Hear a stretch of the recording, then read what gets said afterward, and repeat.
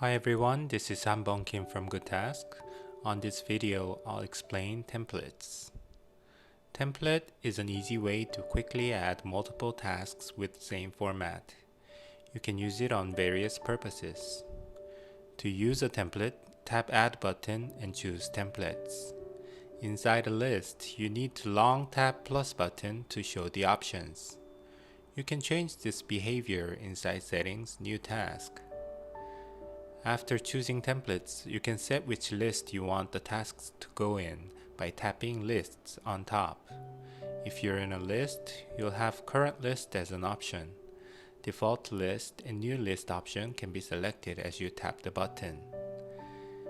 Last used setting will be kept. If you choose New List, you'll be prompted to type in the name for New Reminders list. Tasks will be made inside that list.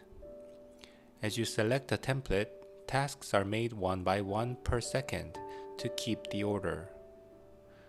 To make a template, go inside Settings, New Task, Templates. Template title and number of tasks will be shown. You can set up template title and add multiple tasks.